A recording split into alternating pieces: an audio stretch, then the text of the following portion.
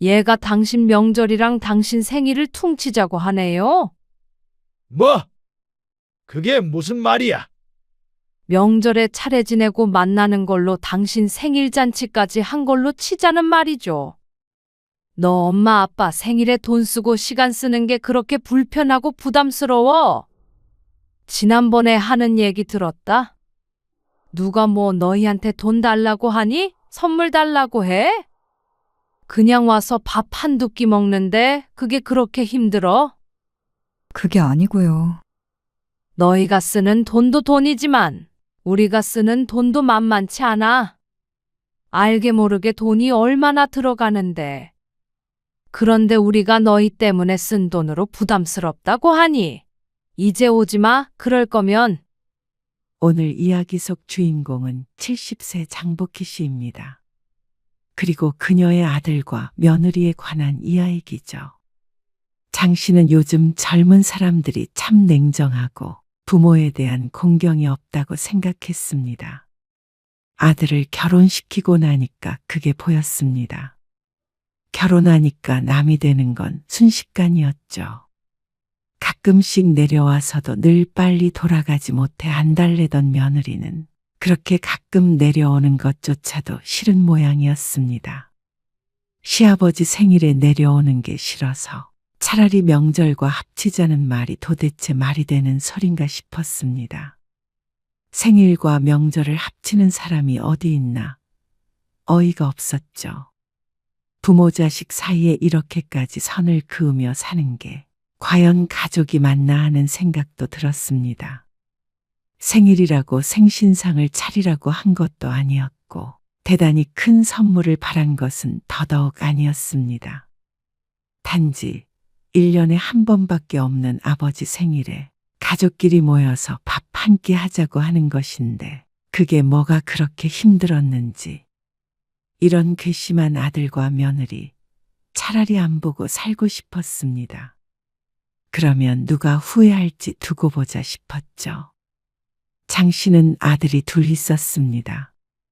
처음 큰아들이 결혼했을 때는 무척 들떴습니다. 식구를 맡는 일도 기대가 되었고 손주도 볼 생각에 좋았죠.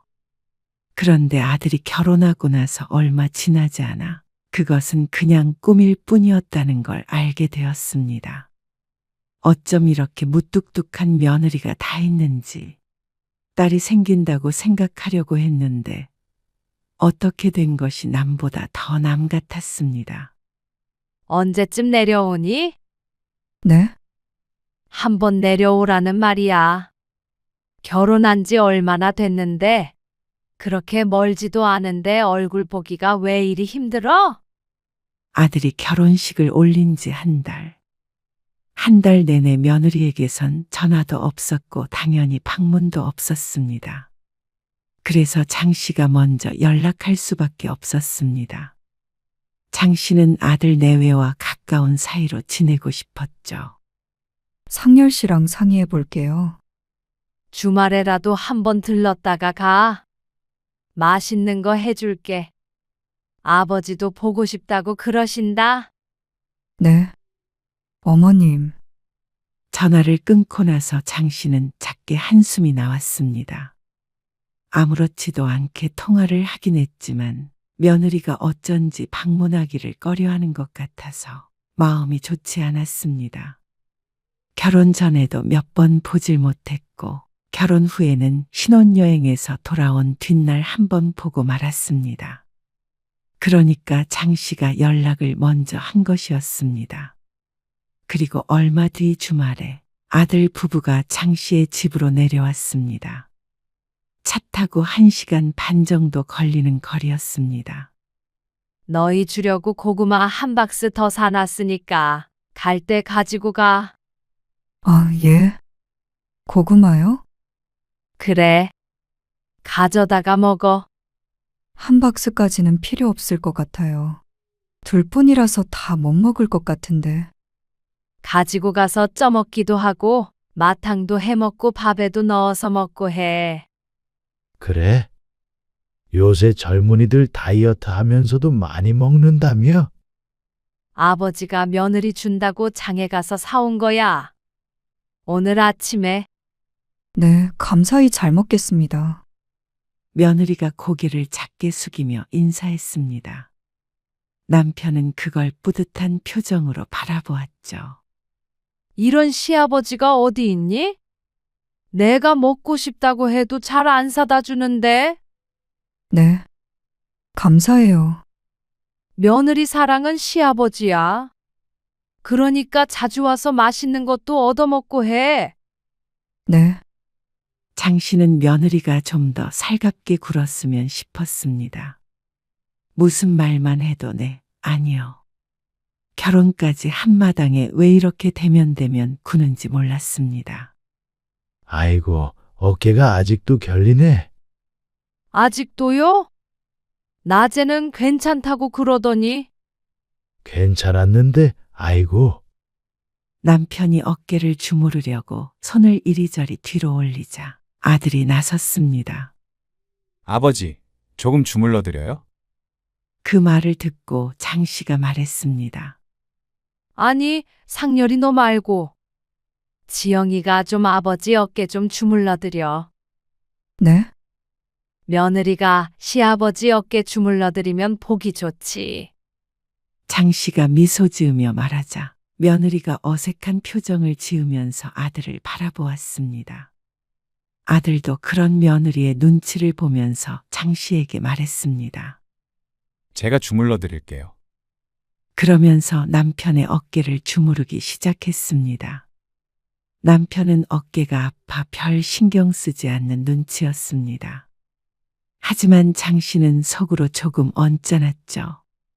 며느리는 자기가 하겠다는 소리 없이 앉아 있었습니다. 어깨 마사지 기계 사드려야겠네. 그러면 좋지. 원래 며느리는 결혼하면 친정아버지보다 시아버지랑 더 가깝게 지내야 하는 법이야. 에이, 요즘에 그런 게 어디 있어요. 아들의 대꾸에 장 씨가 눈을 흘겼습니다.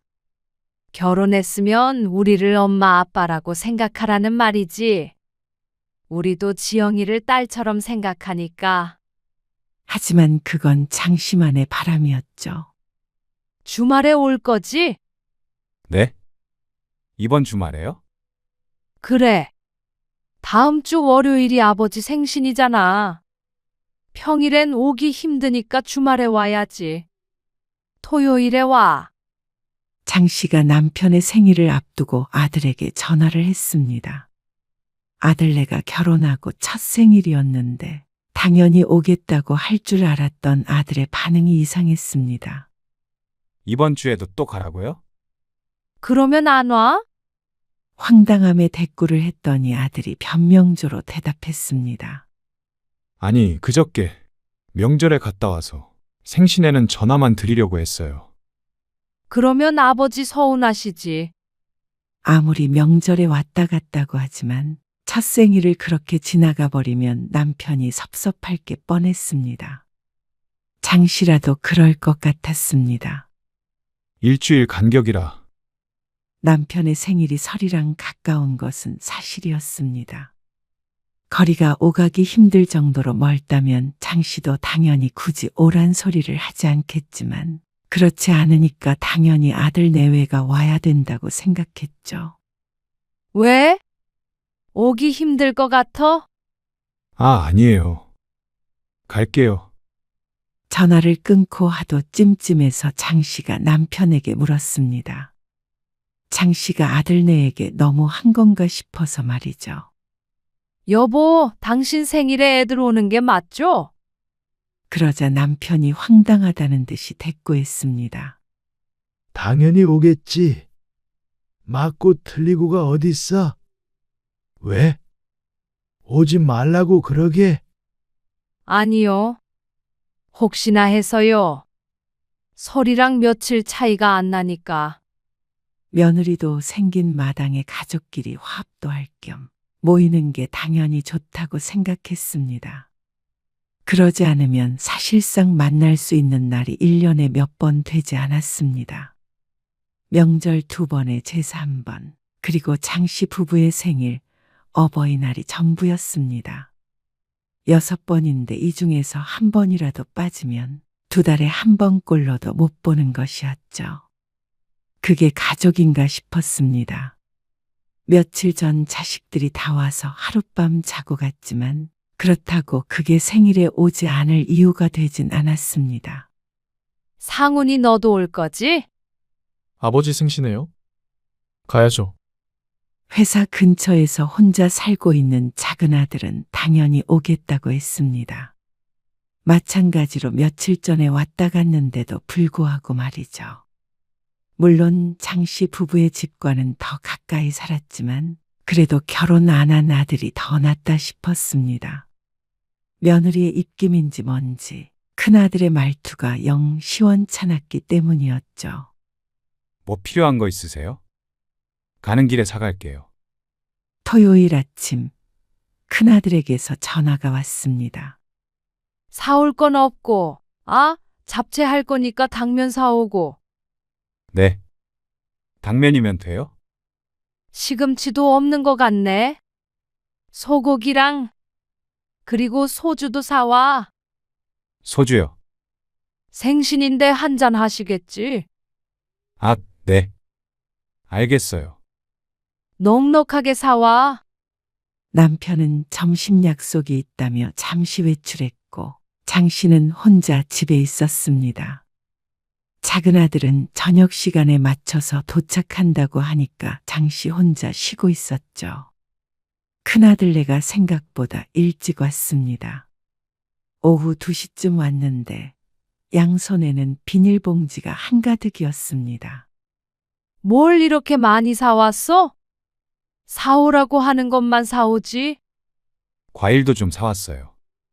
내용물을 꺼내보니까 소고기도 부위별로 사왔고 과일도 3종류였습니다. 돈을 꽤나 썼을 것 같았습니다.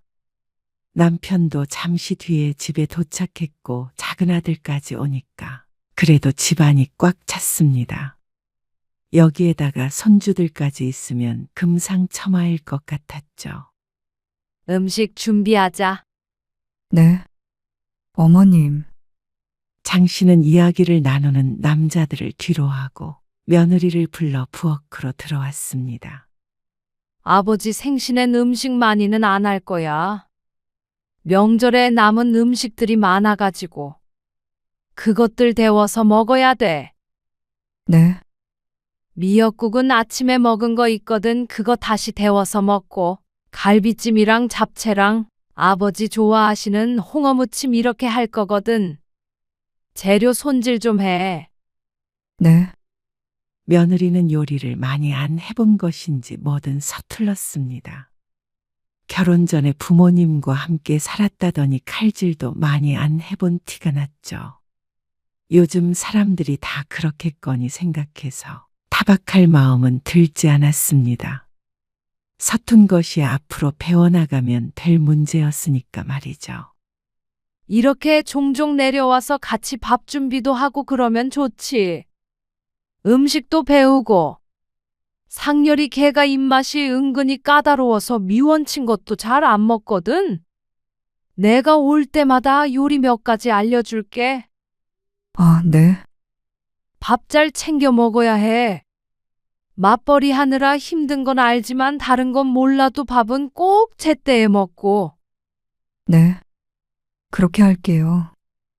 추석 음식이 너무 많이 남아서 버려야 하나 고민했거든. 너희 오니까 잘 됐다. 오늘 내일 먹고 가면 되겠어. 전도 냉동해 놨거든. 아, 내일이요? 그래. 자고 가야지. 기왕 이렇게 된 거 잘 됐다 싶었습니다. 며느리까지 있으니 명절 음식을 넉넉하게 했는데 바로 남편의 생일이니까 끝까지 다 먹어치울 수 있으니까 말이죠. 그렇게 장 씨는 큰아들 부부와 작은아들도 하루 머물게 했습니다. 술까지 마시니까 당연히 운전해서 올라갈 수는 없었고 다음날 일요일 아침 일찍 밥을 먹고 떠났습니다. 그렇게 설을 보낸 후 일주일 뒤 자식들을 한 번씩 더 보았습니다. 작은 아들도 결혼을 하고 손주들이 여럿 생긴 뒤에도 마찬가지였습니다. 그렇게 시간이 흘렀죠. 왔니? 네. 잘 지내셨어요? 잘 지내는지 안 지내는지 궁금하긴 했니? 생전 연락도 없다가 오랜만에 명절에 와서 잘 지냈느냐고 물어보는 것이 마음에 차지 않았습니다. 지난번 제사 때 보고 근 2달 만이었습니다. 손녀딸도 보고 싶다고 자주 좀 오라고 해도 말을 듣지 않았습니다. 네. 그리고 결혼한 지 10년이 지났는데도 며느리는 여전했습니다. 어떻게 보면 장 씨의 아들보다도 무뚝뚝했죠. 애교 있는 며느리를 원했었지만 그러질 못했습니다. 반면에 작은 며느리는 좀 달랐습니다. 어머님, 저희 왔어요. 더 빨리 오고 싶었는데 애들 때문에 정신이 하나도 없었어요. 대신 저희 뭐 사왔는지 보실래요? 작은 며느리가 장 씨에게 팔짱을 끼면서 살갑게 말을 했습니다. 그러니까 장 씨의 입가에도 미소가 번졌습니다. 아버님, 요새 너무 추워서 잠바 하나 사왔어요.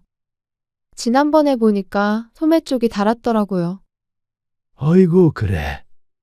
안 그래도 두꺼운 거 뭐라도 좀 사야 되나 싶었는데. 고맙다. 큰 며느리는 옆에서 뚱한 표정으로 있었죠. 너는 가서 아버지 과일 좀 깎아드리고 있어. 우리 둘이 전 부치고 있을 테니까. 장 씨가 둘째 며느리에게 과일을 들려주며 말했습니다. 그러고는 큰 며느리를 돌아보며 말했습니다. 전 부치게 준비해라. 네. 아무래도 음식은 큰 며느리가 낫긴 나았습니다. 그래도 결혼한 지 좀 더 됐고 나이도 더 있으니까 그럴 수밖에 없었죠. 작게 한숨 소리가 나는 듯해서 뒤돌아보니까 큰 며느리의 표정이 좋지 않았습니다. 자기만 일을 시킨다고 불만이 있는 것인지 뭔지는 몰라도 불편해하는 듯한 모습에 장 씨도 덩달아 불편해졌습니다. 애들도 먹게 넉넉하게 부쳐. 작년에도 많이 남아서 조금 줄이면 어떨까요? 남긴 뭐가 남니? 아버지 생신 때 다 먹었잖아. 너무 많이 남아서 어쩔 수 없이 먹은 거라. 애들도 좋아하는데 그냥 넉넉하게 해. 네. 몇 년 전부터 차례상을 차릴 때 음식 양 좀 줄이자고 은근히 눈치를 주는 며느리였습니다. 하지만 식구가 늘었는데 음식을 줄이는 건 말이 안 된다고 생각했습니다. 넉넉하게 하고 생일 때까지 푸짐하게 먹으면 좋았죠. 작은 며느리도 나중에 합류해서 같이 차례 음식을 준비했습니다. 나머지는 내일 아침에 하면 되니까 저녁상 차리자. 부엌은 오후 내내 정신없이 바빴습니다. 그래도 며느리가 둘이나 있어서 다행이었습니다. 아들 둘을 낳길 천만다행이라고 생각했습니다. 딸 둘이었다면 늘 장씨 혼자 이 많은 음식을 준비해야 했으니 말이죠. 다 같이 둘러앉아 먹는 저녁을 준비하는 것도 일이었습니다. 큰아들네 아이 하나와 작은아들네 둘까지 합치면 총 9명이었습니다. 북적거릴만 했죠. 그런데 다음날 아침에 차례를 지내고 아침밥을 먹는데 큰 며느리가 갑자기 작은 방에 들어가더니 웬 종이백을 들고 나왔습니다. 저 아버님. 생신 선물이에요. 생신 선물을 왜 벌써 드려? 아직 일주일 남은 생일인데 벌써부터 생일 선물을 왜 가져왔나 싶었습니다. 다음 주에 올 때 가지고 와도 충분한데 말이죠. 그런데 며느리가 민망한 표정으로 조심스럽게 말했습니다. 실은 제가 다음 주말에 회사에 출근해야 하거든요. 중요한 프로젝트가 있어서요. 이번 주말에는 못 올 것 같아요. 뭐? 못 온다고? 네. 아니, 무슨 주말에 회사를 가니? 저도 빼보려고 노력을 했는데 도저히 안 될 것 같아요. 죄송해요. 그러자 남편이 언짢은 기색을 보이며 헛기침을 했습니다. 얘 아무리 그래도 아버지 생신에 안 오는 아들이 어디 있어? 아니요. 어머님, 저만 못 올 거고요. 지아랑 지아 아빠는 올 거예요. 그나마 아들이 온다고 하니까 다행스럽게 생각해야 할지. 하지만 그런 며느리가 이해가 가지 않았습니다. 생전 주말에 회사에 출근한다는 소리를 들어본 적이 없었는데 왜 하필이면 시부모 생일에 출근을 해야 한다는 건지. 탐탁지 않은 기색을 보이니까 아들이 끼어들어 말했습니다. 저랑 지아는 올 거예요. 지아 엄마가 아버지 생신에 못 온다고. 죄송하다고 선물 산다고 신경 많이 썼어요. 선물이 뭐 중요하냐? 누가 선물 받고 싶어서 모이냐? 아니요. 그런 뜻이 아니고요. 됐다. 그냥 오지 마라. 나이 들어서 생일 챙기는 것도 주책이지. 아버님, 그런 게 아니라 그러자 남편이 헛기침을 몇 번 했습니다. 말을 그만하라는 것이었죠. 장 씨도 며느리에게 눈치를 줬습니다. 지금 뭐라고 한들 남편의 화가 풀릴 것 같지는 않았습니다. 장 씨도 서운한데 남편은 오죽하겠나 싶었죠. 식사 자리는 분위기가 어색해졌습니다.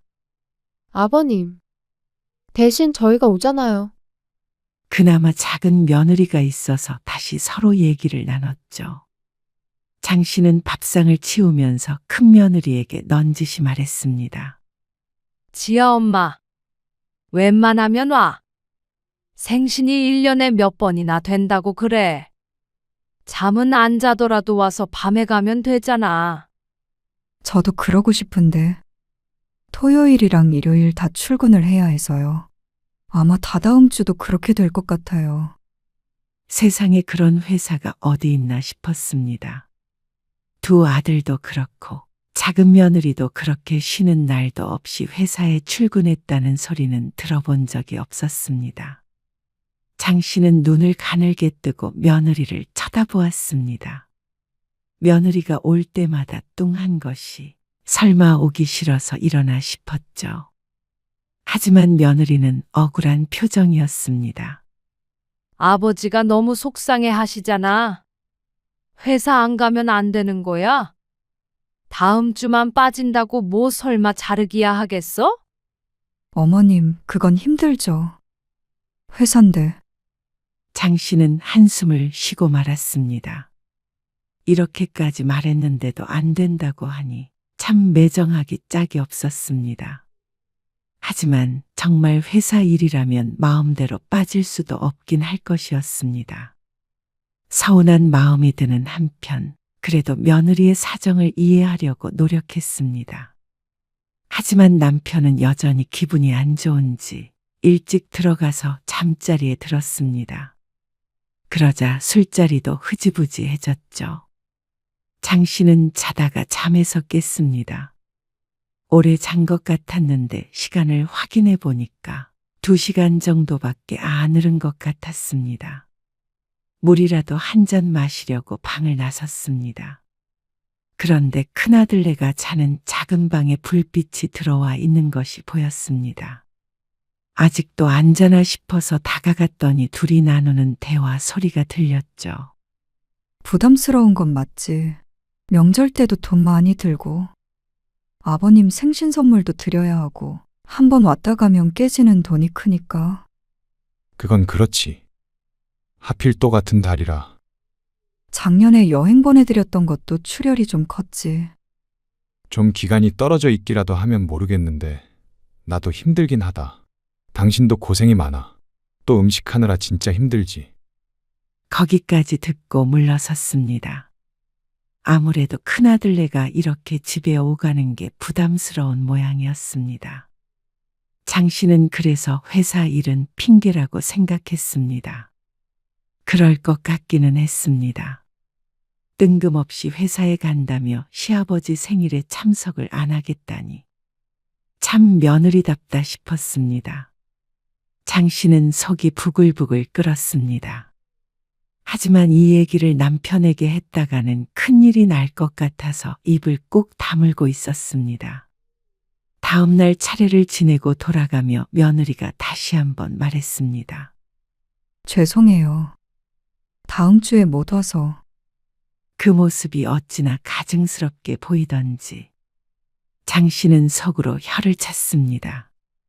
간밤에 그 얘기를 못 들었다면 그래도 사정이 있으니까 어쩔 수 없겠구나 했을 텐데 이제는 그렇게 생각할 수 없었습니다.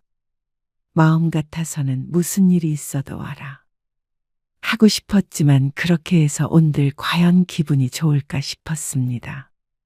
어쩌면 차라리 아들이랑 손녀만 오는 게 나을 수도 있었습니다. 그래서 장 씨는 끝까지 입을 꾹 다물고 있었습니다. 그런데 일주일 뒤 남편의 생일이 되었을 때 장 씨는 아들의 전화를 받고 황당함을 금치 못했습니다.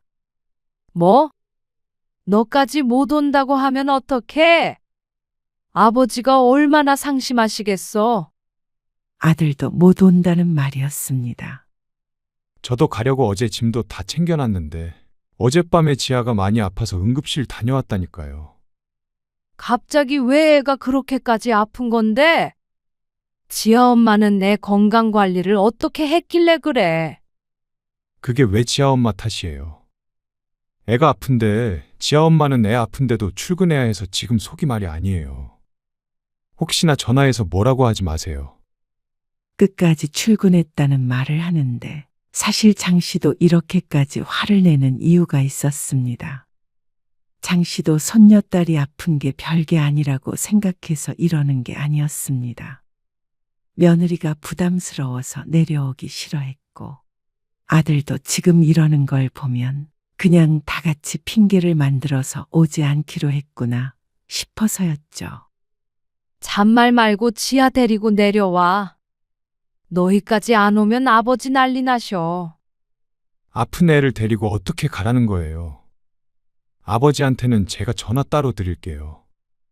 기어이 너희 다 안 오겠다는 말이야? 큰아들이? 죄송해요. 결국 아들네는 오지 않았습니다. 남편은 화가 머리끝까지 난 상태였습니다. 왜 자꾸만 큰아들네와 이런 일이 있는지 몰랐습니다. 상렬이네 안 온대. 지아가 아프다네요. 뭐? 어디가 얼마나 아픈데? 남편이 손녀딸을 걱정했습니다. 장 씨도 어쩔 수 없이 그날의 대화 내용을 이야기할 수밖에 없었습니다. 명절 끝나고 바로 당신 생일이잖아요. 그러니까 2번 내려오기가 부담스럽다고 그런 얘기를 하더라고요. 뭐야? 그러면 일부러 안 온 거란 말이야. 그러니까 회사 핑계, 지아 핑계 대는 거 아닌가 생각이 드는 거죠. 아니면 뭐겠어요? 사실 장 씨도 남편에게 이렇게까지 얘기하고 싶지 않았습니다. 하지만 아들이 괘씸하기도 했고 그런 와중에 손녀딸을 걱정하는 남편이 짠하기도 했죠. 그리고 그날 이후로 남편은 큰아들네에게 무척 차가워졌습니다. 이것 좀 치워. 며칠 뒤 남편이 작은 며느리가 건넸던 종이 가방을 거실 바닥에 툭 던져 놓았습니다. 안에는 건강식품이 들어 있었는데 인삼인지 수삼인지 그런 것이 들어가 있는 것이었습니다. 가격이 꽤 나갈 것 같았죠. 애들은 미워도 이건 먹어요. 몸에 좋은 건데. 장 씨는 며느리가 준 선물을 버리지 않고 찬장에 넣었습니다. 그 뒤부터 남편은 큰아들에서 전화가 온 것은 받지 않았습니다. 하지만 장 씨는 그래도 내 자식이라고 이해하자 싶었죠. 하지만 나한테 더 잘하는 자식에게 마음이 기우는 것은 당연했습니다. 어버이날이 되기 며칠 전 주말이었습니다. 아들네 모두 장 씨의 집에 찾아왔습니다. 장 씨가 간단하게 음식을 했는데 며느리들이 집에서 반찬을 몇 가지 싸오기도 했습니다. 큰 며느리가 소갈비찜을 해왔는데 남편은 손도 대질 않았습니다. 여보, 소갈비찜 먹어봐요. 아, 질겨서 싫어. 그러자 며느리는 시무룩한 표정을 지었죠. 그런데 남편은 작은 며느리가 싸온 불고기를 집어먹고는 말했습니다. 이거는 부드럽네. 재준이랑 재민이도 이거 먹어봐. 그러더니 남편이 불고기를 집어 둘째 아들네 손자들 앞으로 불고기를 끌어다 주었습니다. 불고기를 집으려던 손녀딸의 젓가락이 허공에서 갈 길을 잃었습니다. 아버지, 지아도 불고기 먹어요. 큰아들이 말하자 남편이 콧방귀를 뀌었습니다. 장씨도 큰아들네가 괘씸했지만 그래도 손녀에게 그러는 것은 아닌 것 같아서 불고기를 집어서 손녀딸 밥그릇에 올려주었습니다. 그러고서도 남편의 차별은 계속됐습니다. 작은 아들이 사온 포도를 씻어서 손자들에게만 챙겨주었습니다. 엄마, 할아버지가 나는 포도 안 줘. 손녀가 큰 며느리에게 말하자 남편이 외쳤습니다. 안 주긴 뭘 안 줘. 지가 와서 먹어야지. 며느리가 입술을 꼭 깨물었습니다. 그런 며느리 곁에 가서 장씨가 말했습니다. 재준이랑 재민이가 어리니까 챙기신 거야. 너무 서운하게 생각 마라. 네, 하지만 며느리의 얼굴엔 수심이 가득했습니다. 장씨가 넌지시 얘기했습니다. 지난번에 아버지 생신에 안 왔잖냐? 그것 때문에 조금 서운하신 모양이야. 네가 가서 좀 애교도 부리고 살갑게 죄송하다고 해. 그러면 금방 풀리셔. 며느리가 시집 불편한 거 누가 모르겠냐? 나도 며느리였는데. 그렇다고 거짓말까지 해서 안 온 건 그건 어른들을 속인 거지. 네? 속이다니요. 속인 적 없어요. 너 그럼 진짜로 회사 다녀왔다는 거야? 네. 정말이죠. 그럼 그런 걸로 왜 거짓말을 해요? 지아는 정말로 응급실 다녀왔고? 네. 하지만 확인할 방법이 없었습니다. 당연히 며느리는 그랬다고 하겠죠. 이걸로 뭐 증거를 대봐라 할 수도 없는 노릇이고 며느리랑 이런 일로 신랑이 하고 있는 것 자체가 불편했습니다. 장씨라고 그때 섭섭하지 않았던 것이 아니었으니 말이죠. 어머니, 정말 너무하신 거 아니에요? 아무리 화가 나셔도 그렇지. 왜 애한테 상처를 주세요? 내가 뭘? 아버지도 그러시고 정말 불편해서 못 있겠어요. 뭐? 불편? 지난번에 내가 아무 말 않고 넘어갔는데. 너 엄마 아빠 생일에 돈 쓰고 시간 쓰는 게 그렇게 불편하고 부담스러워? 그게 무슨 말씀이세요? 같은 달에 있어서 돈 많이 든다고 부담스럽다며? 지난번에 하는 얘기 들었다? 그러니까 서운하다는 거야. 누가 뭐 너희한테 돈 달라고 하니? 선물 달라고 해. 그냥 와서 밥 한두 끼 먹는데 그게 그렇게 힘들어? 그게 아니고요. 한 번 오면 그래도 어떻게 빈손으로 와요. 명절에도 용돈 드리고 생신에도 선물 드리거나 여행도 보내드리고 그래서 한 말이었죠. 싫어서가 아니고요. 빠듯하게 지내고 있으니까요. 아들이 하는 변명이 귀에 들어오지 않았습니다. 돈보다도 정성이라고 생각했으니 말이죠. 하지만 그런 부모의 마음은 모르고 자기들 입장에서만 생각하니까 문제였습니다. 너희가 쓰는 돈도 돈이지만 우리가 쓰는 돈도 만만치 않아. 알게 모르게 돈이 얼마나 들어가는데. 그런데 우리가 너희 때문에 쓴 돈으로 부담스럽다고 하니. 아니요, 죄송해요. 아들이 그제서야 꼬리를 내렸습니다. 그렇게 싫으면 아버지 생신도 오지 말고 명절에도 오지 말던가 해. 그게 서로 기분 안 상하겠다. 아니에요. 지아 엄마는 그렇게 바쁘다며 오지 마. 오지 말라고 하자 오히려 아들은 오겠다고 난리였습니다. 장씨 부부의 기분이 상한 것 같으니까 그제서야 눈치를 보는 모양이었죠. 장씨는 모시기는 척 넘어갔습니다. 뒤시하기 한 것도 이대로 묻을 생각이었습니다. 자식 이기는 부모가 없으니 말이죠. 다음번부터는 큰아들네 부부도 열심히 가족 행사에 참석을 했습니다. 며느리도 나름대로 노력하는 게 보였죠. 그러니까 남편도 서서히 마음의 문을 여는 듯 보였습니다. 그런데 지난해 추석에 문제가 터졌죠. 어머니, 어떻게 하죠? 애들 엄마가 쓰러져서 병원에 왔는데 임신을 한 상태였대요. 뭐? 임신? 첫째가 7살이고 둘째가 5살이었습니다. 그런데 셋째가 생긴 것이었습니다. 그것도 임신 초기도 아니고 벌써 5개월이라고 했습니다. 그동안 입덧도 없어서 모르고 있었다는 말에 황당한 기분이 들었습니다. 어떻게 그 정도가 될 때까지 몰랐는지. 하지만 쓰러지기까지 했다는데 심각한 문제는 맞았습니다. 그래서 명절에 못 내려갈 것 같아요. 그냥 몸이 아픈 게 아니라 아이까지 가졌다고 하는데 어떻게 내려오라고 할 수 있을까요? 제가 옆에 있어야 해서 애들도 못 갈 것 같은데 괜찮으세요? 어쩔 수가 없지. 그래서 추석에는 큰아들네만 오게 되었습니다. 그런데 죄다 환자들만 있는 것인지 큰며느리 얼굴이 무척 초췌해 보였습니다. 지아 엄마는 얼굴이 왜 그래? 아, 요새 몸이 좀 안 좋아서요. 뭐? 어디가 어떻게 안 좋은데? 기운도 없고 그래요. 병원에는 가봤어? 네. 근데 괜찮대요. 잠을 많이 자고 밥을 많이 먹고 해. 오늘은 더 부지런히 해야겠다.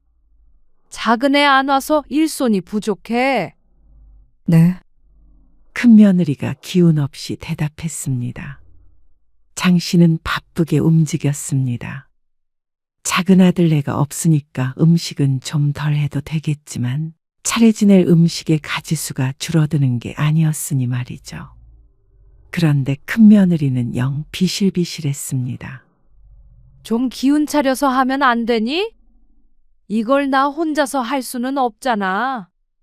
얼른 하고 나서 그러고 쉬어. 네, 어머니, 제가 좀 도울게요. 아나가 있어. 아버지만 두고 오면 어떡해? 그러자 아들이 머뭇머뭇 며느리를 바라보았습니다.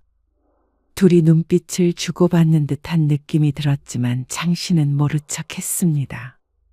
아들이 부엌을 나갔고 장씨는 며느리를 쳐다보았습니다. 그러자 한숨 쉬는 며느리가 보였습니다. 역시나 좀 잘하나 싶었더니 원래 성격이 어디 가나 싶었습니다.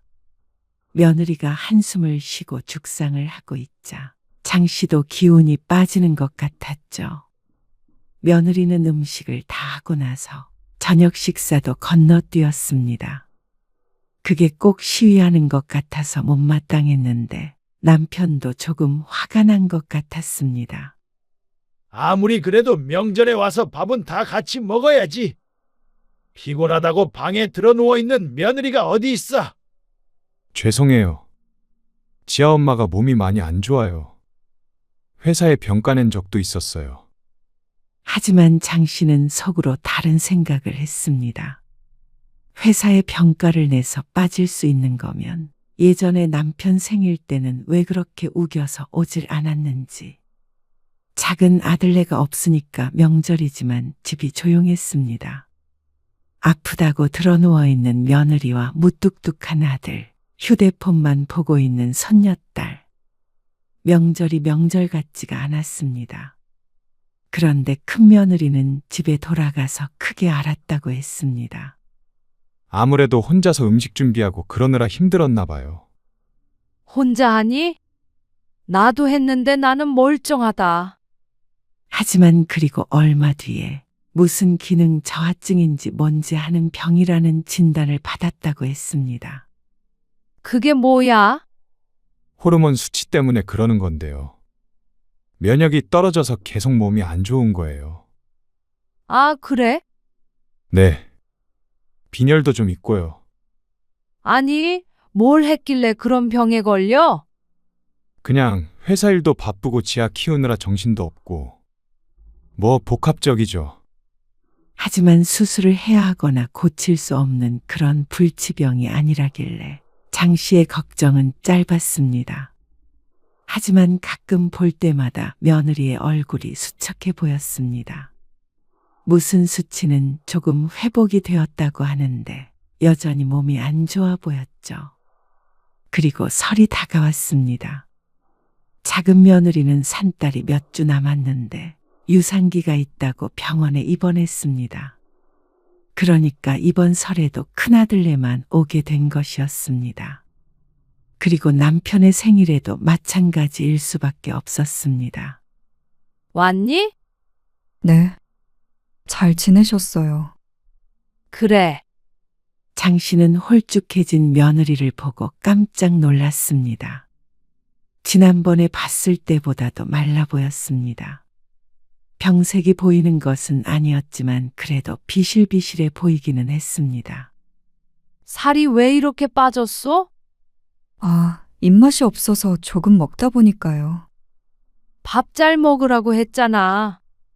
장 씨는 혀를 찼습니다. 어디 특별한 부위에 통증이 있는 것이 아니라고 했는데 조금 힘이 없어 보이기는 했습니다. 하지만 그렇다고 해서 명절에 아무것도 안 하고 있을 수는 없었습니다. 전 부쳐야지. 네, 어머님. 그리고 한창 부엌에서 일을 하고 있자니 며느리가 힘든지 허리를 두드렸습니다. 힘들면 잠깐 허리 좀 펴고 해. 아니면 한 10분만 누워 있다가 올래? 그래도 며느리가 아프다고 하니까 장씨 나름대로 신경이 쓰였습니다.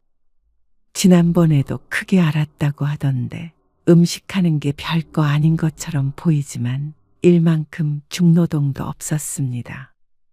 그래서 장씨가 며느리보다도 부지런히 한다고 하는데 그렇다고 며느리가 안 힘들 수는 없었습니다.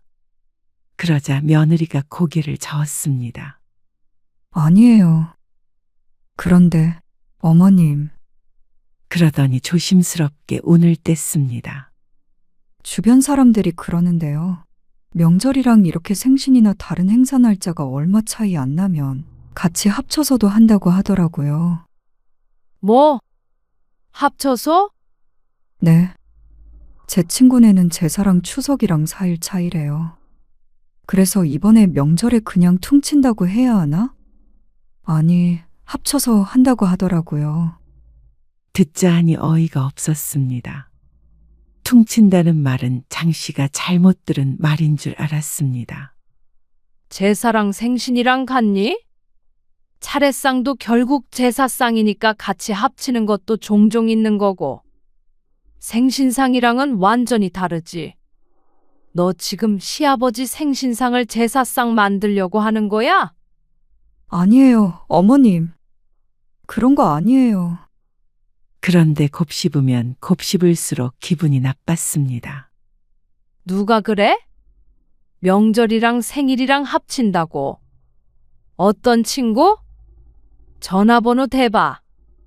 내가 그런 얘기는 처음 듣는다. 어? 감히 시아버지 생일을 퉁친다고? 아무리 큰 며느리가 괘씸한 행동들을 했어도 장 씨는 그 마음을 이해하려고 노력해왔습니다. 하지만 큰 며느리는 끝까지 자기밖에 몰랐습니다. 얼마나 시집에 오기 싫으면 1년에 몇 번 되지도 않는 걸 합친에 만회하는지. 그리고 그 말이 며느리 입에서 나왔다는 게 충격적이었습니다. 옛날 같았으면 있을 수도 없는 일이었습니다. 아들이 말해도 화가 날 말을 하물며 며느리라니요. 그러자 큰 며느리가 안절부절 하지 못했습니다. 그렇게 오기 싫으면 오지 말라고 분명히 말했잖냐? 그런데 굳이 와서는 사람 속을 이렇게 뒤집어놔? 아니에요.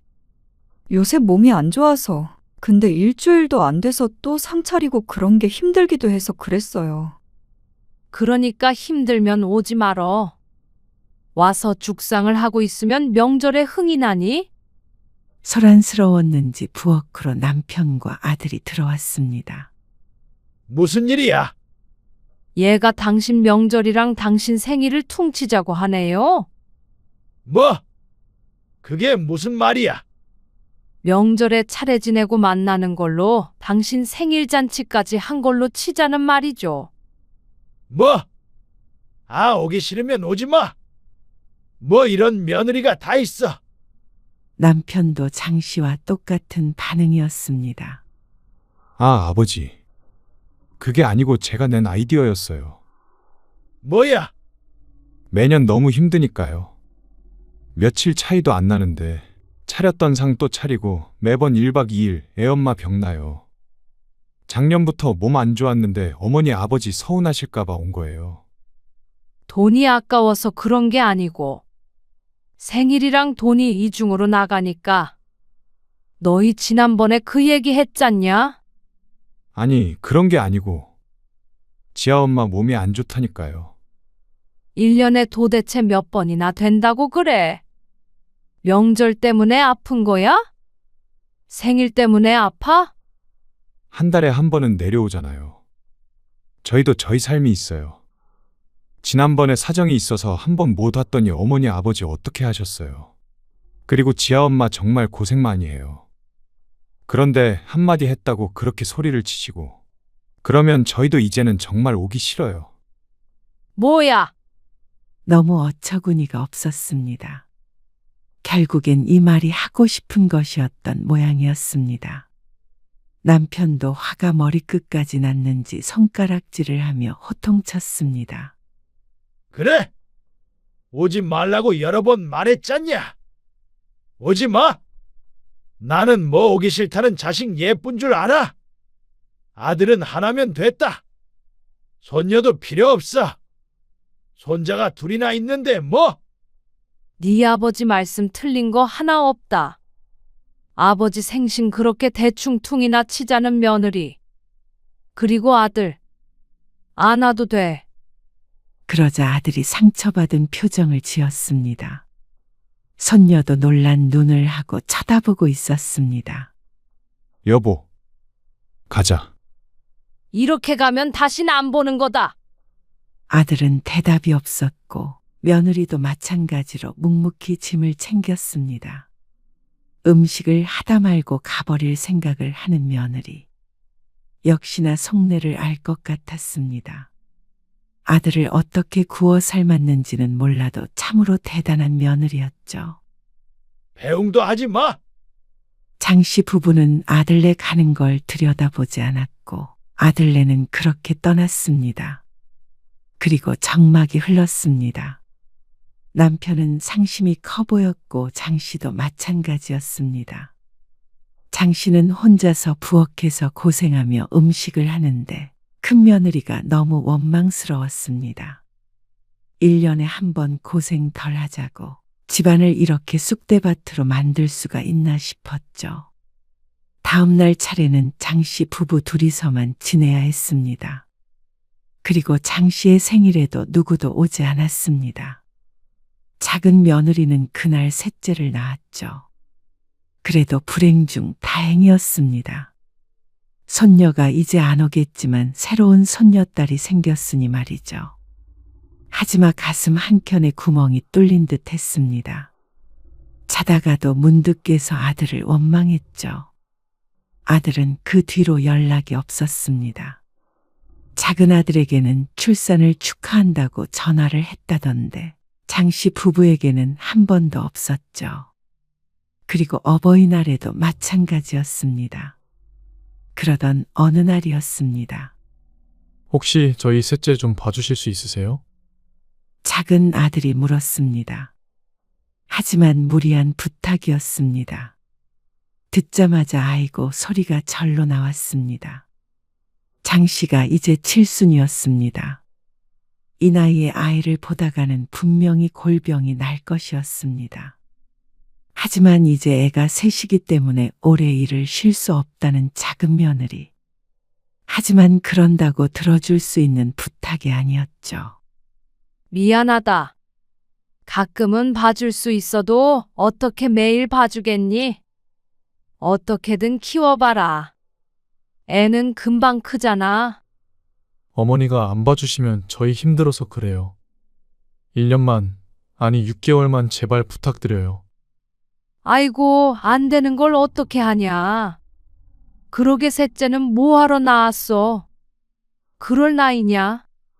너희가 거절하는 마음도 편하지 않았습니다. 하지만 남편도 이건 거절을 해야 한다고 난리였습니다. 큰애를 봐주는 것도 아니고 돌도 안 된 아이들을 어떻게 볼까요?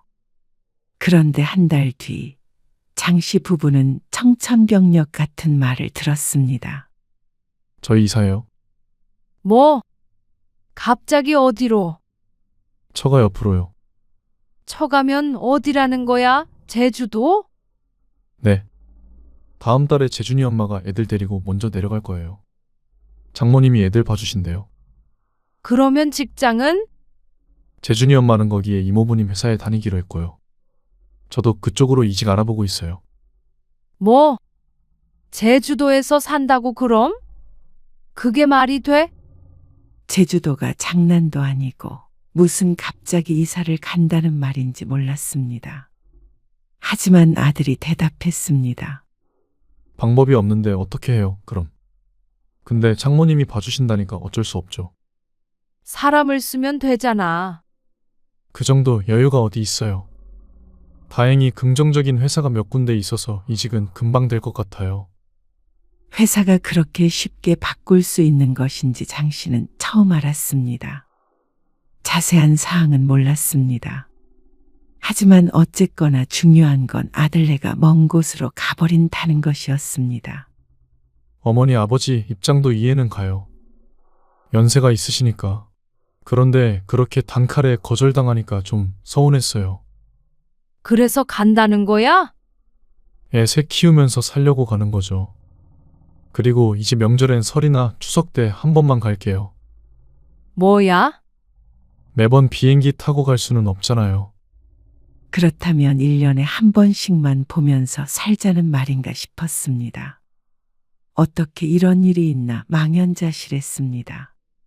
그리고 다음 달에 정말 며느리는 제주도로 떠났고 아들은 집을 정리했다고 들었습니다. 그리고 아들도 얼마 뒤에 며느리를 따라서 제주도로 가버렸죠. 장씨 부부는 졸지에 혼자가 됐습니다. 너무나도 갑작스러운 일이라 붙잡고 말고 할 틈도 없었습니다. 이렇게 중대한 일을 어떻게 부모와 상의도 하지 않고 저질러 버리는 것인지 화가 날 지경이었습니다. 남편도 둘째 아들도 다 소용없다면서 자식들 없는 셈치고 살자고 소리쳤죠. 그래서 장 씨도 그러겠다고 했습니다. 하지만 한 달, 두 달이 지나면서 처지가 참 이상하게 됐다는 생각이 들었습니다. 분명히 괘씸한 건 아들들인데 어째서 외로움을 느끼는 건 장씨 부부인지. 애들한테 전화 왔어요? 작은 애한테는 왔고 상렬이는 전화 없었지. 나쁜 놈. 설에는 장씨 부부만 차례를 지냈고 설이 지나 남편의 생일에도 작은 아들로부터 전화 한 통 오고 말았습니다. 아마 큰아들네는 지들끼리 여행을 갔을 수도 있겠고 작은 아들은 처가 식구들과 시간을 보내고 있겠죠. 장 씨는 며느리를 아끼고 딸처럼 대하려고 노력했는데 결국엔 자기들 입맛에 맞지 않으면 이렇게 떠나버리는구나 싶었습니다. 아들들도 마찬가지였습니다. 자신의 가정이 우선이지 부모는 안중에도 없었습니다. 장 씨는 조용한 집안에서 혼자 앉아 있었습니다. 텔레비전 소리만이 빈 거실을 채우고 있었죠. 요즘 젊은 것들은 정말 버릇이 없어. 부모가 뭔지도 모르고. 남편도 고개를 끄덕였습니다. 두 사람은 여전히 자신들이 옳다고 생각했죠. 명절과 생일을 합치자는 것이 말이나 되는 소리인지, 부모 생신도 제대로 챙기지 못하는 자식들이 뭐가 그리 바쁜지. 그런데 이상하게도 집은 너무 조용했습니다. 손자들 소리가 들리지 않는 명절은 썰렁하기 그지없었죠. 이웃집에서는 자식들이 와서 북적거리는 소리가 들려왔습니다. 차라리 자식을 안 낳았어야 했나. 장 씨가 한숨을 쉬었습니다. 자식들이 잘못했는데 왜 자신들이 이렇게 쓸쓸해야 하는지. 분명 며느리들이 문제였고 아들들이 철이 없어서 그런 건데. 내가 뭘 잘못했다고. 부모 생일 챙기는 게 그렇게 힘든 일인가? 장 씨는 끝까지 자신의 잘못을 인정하지 않았습니다. 하지만 텅 빈 집안의 적막함은 견디기 힘들었죠. 이렇게 외롭게 늙어가리라곤 생각도 못했습니다. 자식 둘을 키워놨는데 결국 남은 건 서운함과 후회뿐이었습니다.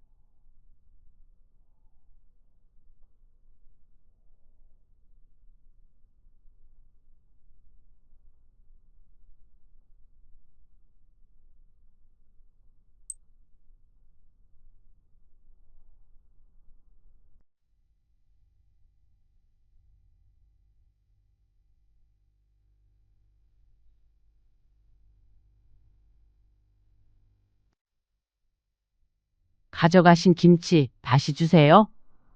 나한테 없어. 나는 몰라. 아니, 그게 말이 돼요? 나한테 없다니까 그러네. 어머니가 가져가셨는데 어떻게 몰라요? 다 나눠줬어. 뭐라고요? 형님한테 주셨어요? 용선이 6통 주고, 한 통은 춘자 주고, 또 한 통은 건너집 주고, 또 한 통은 작은 집 갖다 줬지.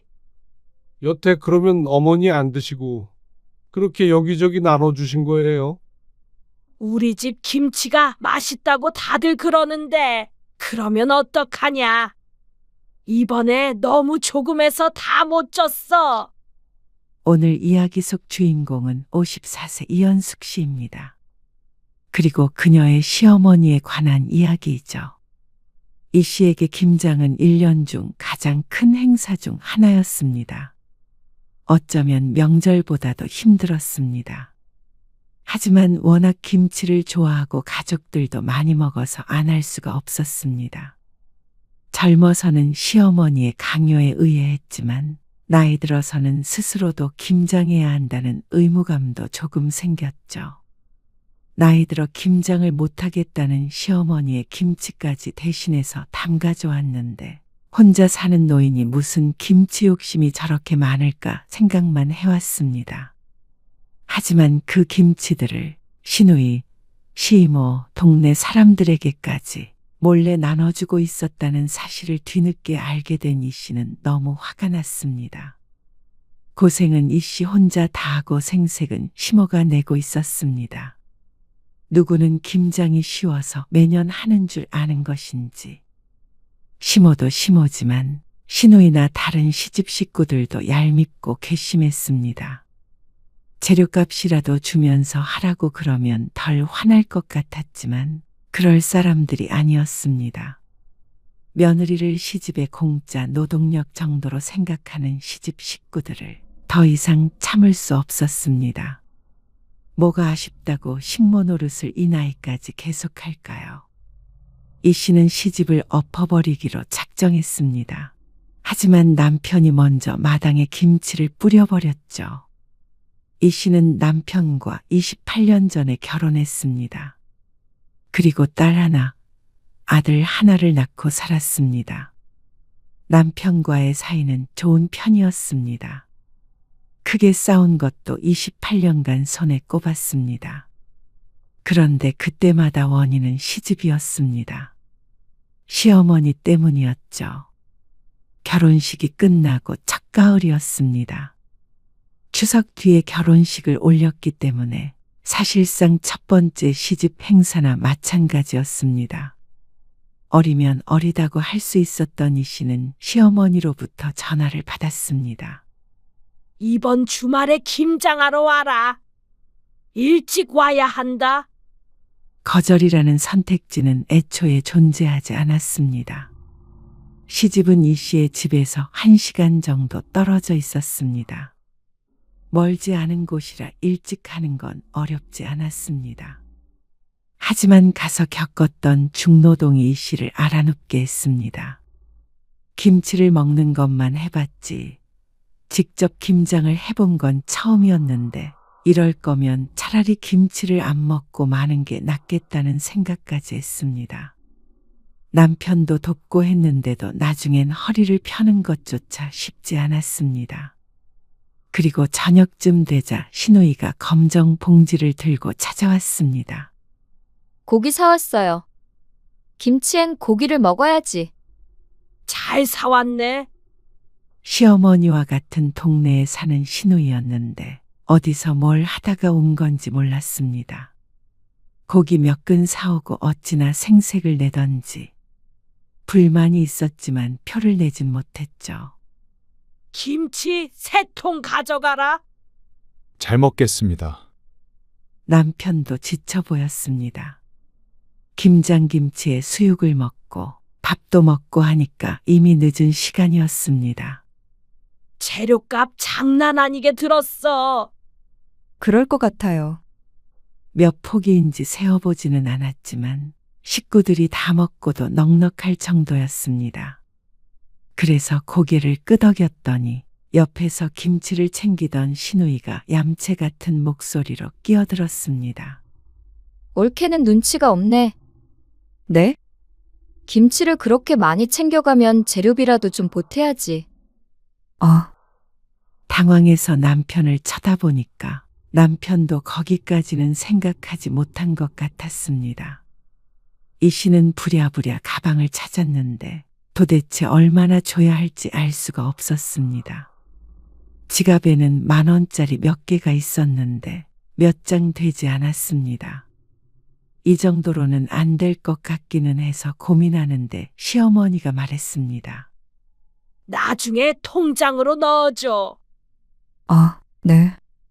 나중에 남편에게 얼마 보내면 좋을지 상의해야겠다 싶어서 안심했습니다. 그래서 일단 김치를 3통 들고 집에 돌아왔습니다. 10만 원 정도 보내면 되지 않을까? 남편의 말에 이 씨는 눈을 크게 떴습니다. 김치 3통을 가져오는데 10만 원이라니요. 게다가 하루 종일 노동한 것도 있는데 10만 원은 과하다고 생각했습니다. 당시 김치 시세는 잘 모르긴 해도 사 먹어도 그보다는 덜 들 게 분명했죠. 그래도 종일 고생하셨는데 5만 원은 좀 그렇지 않아? 고생은 같이 했는데 그러면 형님도 그 돈 내시는 거야? 나중에 나타나서 김장을 하는 척만 하고 실컷 놀다간 시누이가 떠오를 수밖에 없었습니다. 그러자 남편이 대답했습니다. 누나는 고기 사왔으니까. 고기를 아무리 많이 사왔어도 10만 원어치가 될 리가 없었습니다. 일도 안 했고 말이죠. 억울하긴 했지만 계속해서 따지진 못했습니다. 그랬다가는 시집 식구들 험담하는 꼴밖에 되지 않을 것 같았습니다. 이번 일로 남편이랑 싸우고 싶지는 않았습니다. 그런데 다음날 남편이 시어머니와 통화한 뒤로는 오히려 남편이 화가 났습니다. 어머니가 20만 원을 보내라고 그러시네. 뭐라고? 20만 원? 그것이야말로 어처구니가 없는 금액이었습니다. 김치통 3개에 20만 원이라니. 그때 20만 원이었으면 김치에 금을 뿌려야 할 것 같았습니다. 어제 이 씨 부부가 가져온 것은 김치가 아니라 금치였습니다. 황당해서 말이 안 나왔는데 그건 남편도 마찬가지인 것 같았습니다. 재료비가 아무리 비싸봤자잖아. 가져간 사람이 여럿인데 어떻게 우리가 20만 원씩이나 내? 이상한데. 둘이 가서 일했는데 말이야. 그래도 남편도 이상하다고 생각해서 다행이었습니다. 아무 생각 없이 20만 원을 보내버렸다면 우라통이 터졌을지도 몰랐습니다. 이럴 줄 알았으면 가지 않았죠. 그러면 어떡해?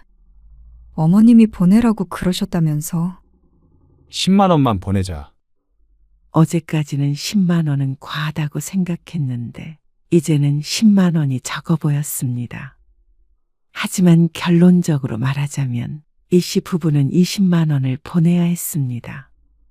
남편이 전화를 걸었다가 욕을 한 바가지 먹었고 가져간 김치도 도로 가져오라면서 시어머니가 호통을 치자 이 씨 부부가 결국 지고 말았죠.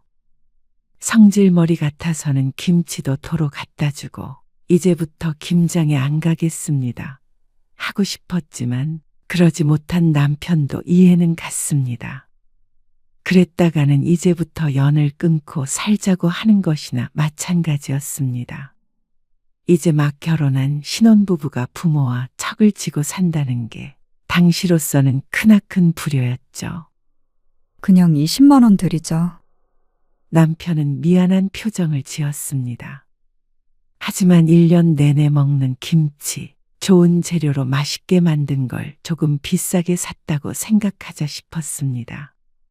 매달 나가는 돈도 아니고 그렇게 받아야 시어머니가 납득을 하겠다는데 어쩔 수 없다고 생각했죠. 그렇게 매년 시집에 가서 김장을 했고 그때마다 종일 일도 하고 상당한 돈도 내고 돌아왔습니다. 김치는 3통을 가져올 때도 있고 2통을 가져올 때도 있고 부족하면 더 가져다 먹을 때도 있었습니다.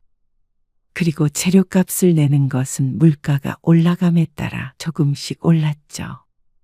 그래서 나중에는 50만 원 정도를 드리기도 했습니다. 참 못할 짓이다 싶었습니다.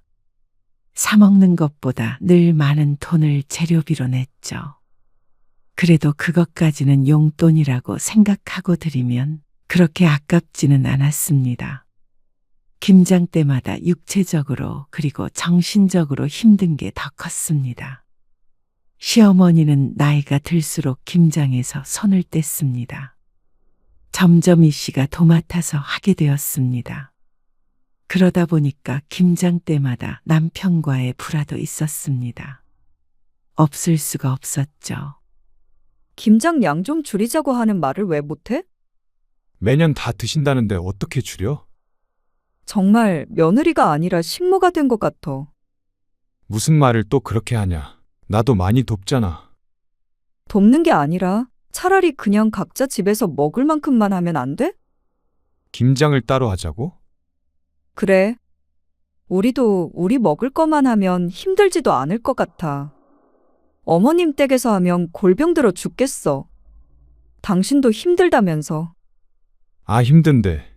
어머니가 명절보다 김장을 더 중요하게 생각하시는 거 당신도 알잖아.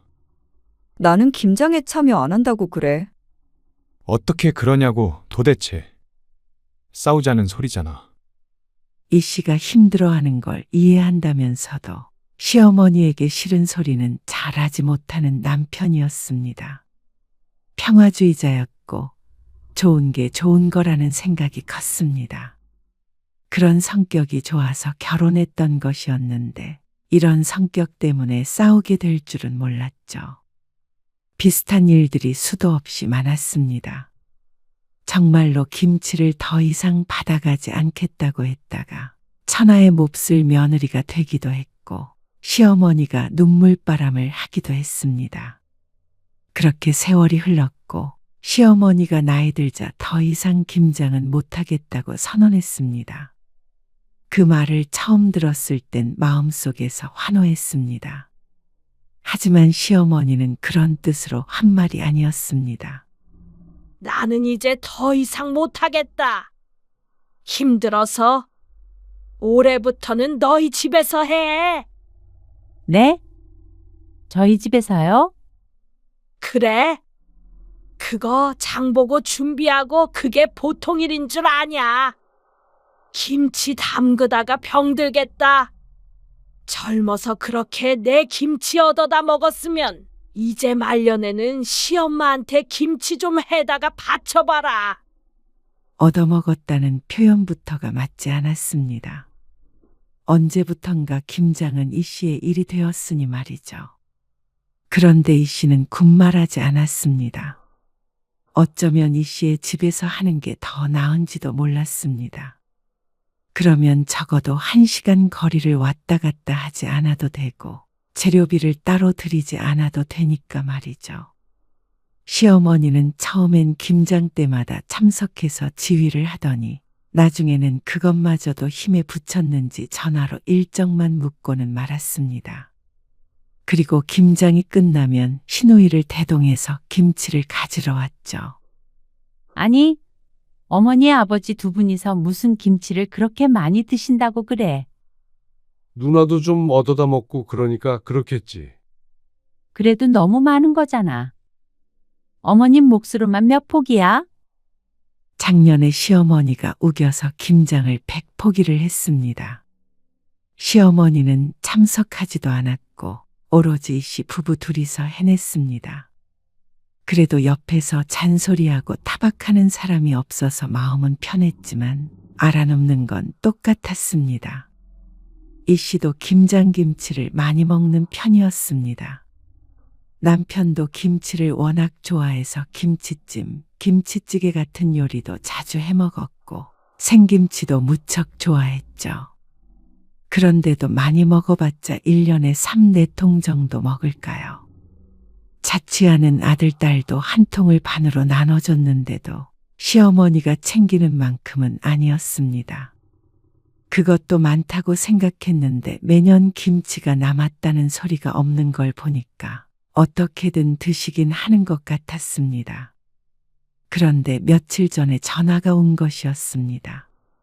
한 20포기 정도는 더 해야 할 것 같은데. 네? 어머님, 지금도 너무 많아요. 많기는 뭐가 많어. 하는 김에 조금 더 하면 되지. 서너 포기 더하란 말처럼 가볍게 얘기하는 시어머니. 하지만 여기서 양을 더 늘리면 정말 알아놓을지도 몰랐습니다. 식구가 도대체 몇이나 된다고 자꾸만 김치 욕심을 내는지 몰랐습니다. 시누이가 조금 챙겨가봤자 노인 둘이 다 먹지도 못할 것 같았죠. 하지만 시어머니는 막무가내였습니다. 내가 먹는다는데 왜 네가 못 먹는다고 난리냐? 강짜를 부리기 시작하면 답이 없었습니다. 시어머니는 김치를 맡겨놓은 듯이 말했습니다. 내가 김장해서 줄 때는 몇 포기를 해도 말이 없더니 네가 하려니까 힘드냐? 그게 아니고요. 20포기는 더 해야 해. 알아서 다 먹을 테니까 쓸데없는 걱정은 하지 말어. 그리고 배추 절여진 거 살 생각은 추워도 말어라. 지난해에 절여진 걸 사서 하자고 했다가 얼마나 혼쭐이 났는지 몰랐습니다. 그 얘기를 또 꺼내면서 신신당부를 했습니다. 전화를 끊었는데 옆에서 듣고 있던 남편도 한숨을 쉬었습니다. 어머니 아버지는 참 아무튼 옛날 분들이라 그래. 김치에 대해서 유별난 그런 게 있잖아. 유별난 것이야 알겠지만 왜 며느리를 잡는지 이해가 가지 않았습니다. 그래도 당신이 한 김치가 맛은 있잖아. 어머니보다 나아. 그래서 어머니가 당신 김치 맛 가지고는 절대 뭐라고 안 하시는 거 알지. 이 씨의 기분을 풀려고 하는 소리였지만 그런다고 김장이 행복해지는 것은 아니었습니다. 차라리 음식 솜씨라도 없으면 모르겠는데 이 씨는 김치를 시어머니에게 배우긴 했지만 지금 이 씨 혼자 김장하는 게 훨씬 맛있긴 했습니다. 주변에서 맛본 사람들마다 서로 사가겠다고 할 정도였습니다. 하지만 그럴 거면 김장 공장을 차리지 힘들게 남 먹을 것까지 하고 싶지는 않아서 판 적은 없었죠. 이 씨는 김장을 앞두고 새로 배추를 20포기나 다시 사야 했습니다. 배춧값이 비싸서 그것만 해도 지출이 컸는데 이러다가는 김장으로 생활비가 거덜날 것 같았습니다. 이 씨도 김치를 좋아해서 시어머니가 시키지 않아도 김장을 할 테지만 아마 시어머니가 돌아가신다면 지금 하는 것에 반의 반도 안 할 것 같았습니다. 한창 김장을 하고 있는데 시어머니에게서 전화가 왔습니다.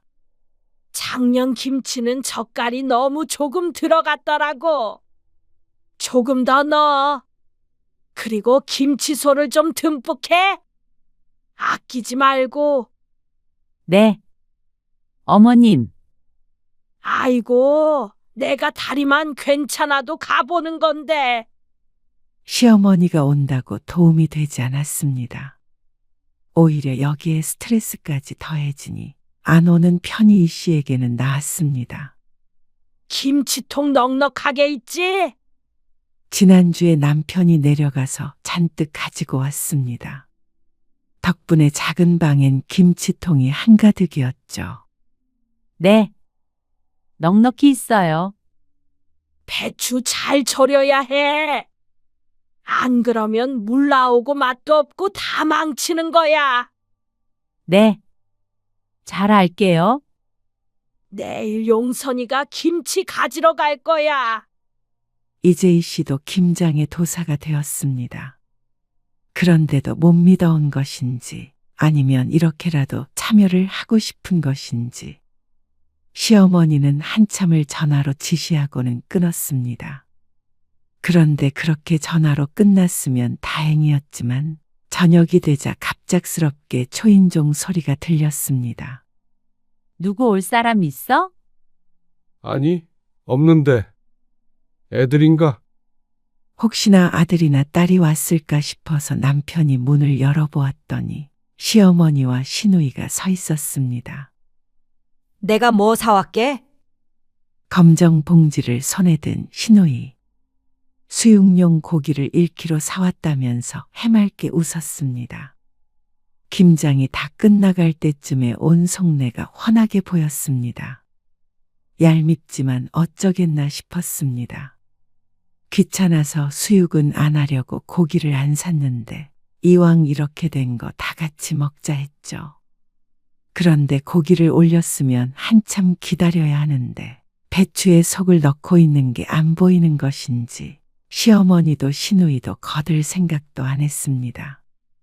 곧 80이 되는 시어머니는 당연히 그렇다 쳐도 사지 멀쩡한 시누이는 앉아서 구경하다가 속을 집어먹고 완성된 김치를 손으로 계속 뜯어먹으면서 훈수를 뒀습니다. 거기는 하얀데 어디요? 거기 안쪽에 싹 들어가지고 넣어야지.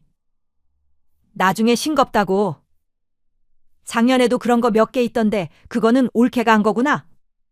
남편이 한 게 뻔했지만 아무 말 않고 묵묵히 계속 일을 하고 있었습니다.